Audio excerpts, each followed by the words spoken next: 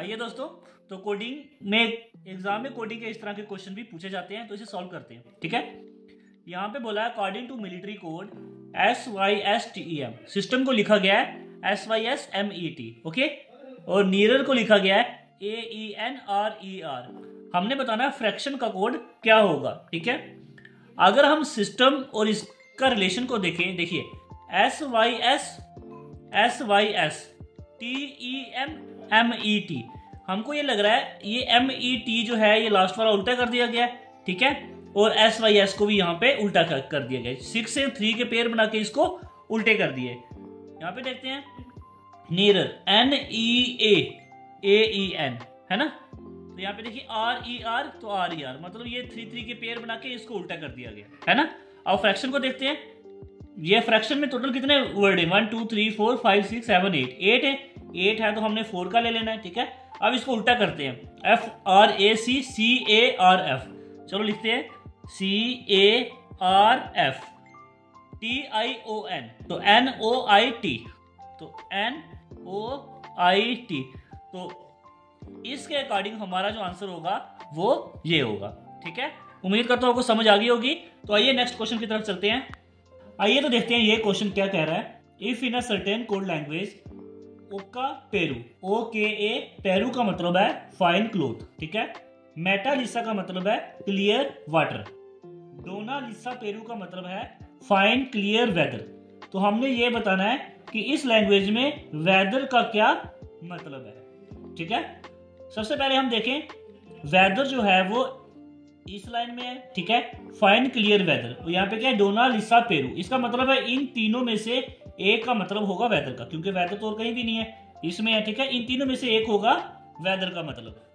सबसे पहले देखिए अगर पेरू को, ठीक है, ये पेरू जो है ये पेरू है और यहाँ पे भी पेरू है, लेकिन यहाँ इस लाइन को देखें तो यहाँ पे वेदर नहीं दिखाई दे रहा है, इसका मतलब ये तो नहीं होगा। ठीक है, अब बचे डोना और लिसा। अगर लिसा को देखें, लिसा यहाँ भी है और लिसा यहाँ भी है, लेकिन यहाँ पे वेदर है, यहाँ पे भी वेदर नहीं है, इसका मतलब ये डोना जो है ये स्टैंड करता है वेदर के लिए। ठीक है, तो क्या होगा इसका मतलब, वेदर का इस लैंग्वेज में मतलब होगा डोना। ओके, आइए दोस्तों तो इस क्वेश्चन को सॉल्व करते हैं।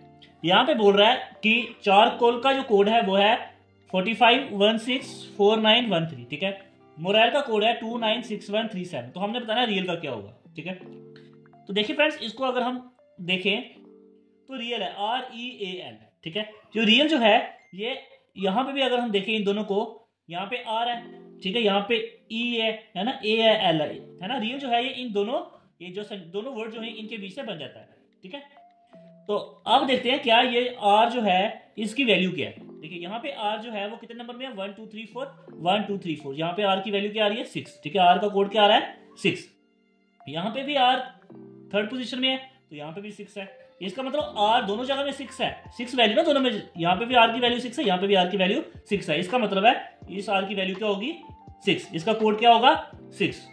ऐसे अगर हम E को देखें, है ना, यहाँ पे E है, कौन सी है नंबर में, यहाँ पे 7, इसका कोड क्या है 7, यहाँ पे E है और कहीं पे और नहीं है, तो इसका क्या हो जाएगा 7, तो यहाँ पे 7 ही रहेगा। ठीक है, अगर हम इस A को देखें, ये देखो A कौन सी पोजीशन में है, थर्ड पोजीशन में, थर्ड पोजीशन में यहाँ पे 1 है ना, तो यहाँ पे A सेकंड लास्ट पोजीशन में भी है, यहाँ पे भी 1 है, इसका कोड यहाँ पे A है। ठीक है, इसका कोड भी हमारा 1 है, तो इसका मतलब A का कोड क्या होगा 1। उसके बाद देखते हैं L, है ना, L यहाँ पे लास्ट पोजीशन में है, तो इसका 3 है। यहाँ पे L देखो, यहाँ पे भी सेकंड लास्ट पोजीशन में है, तो लेकिन यहाँ पे सेकंड लास्ट में भी 3 है, तो दोनों जगह में क्या आ रहा है, L का जो कोड आ रहा है वो 3 आ रहा है, तो समझो L क्या होगा 3 होगा। तो इस रियल का क्या कोड बन जाएगा 6713।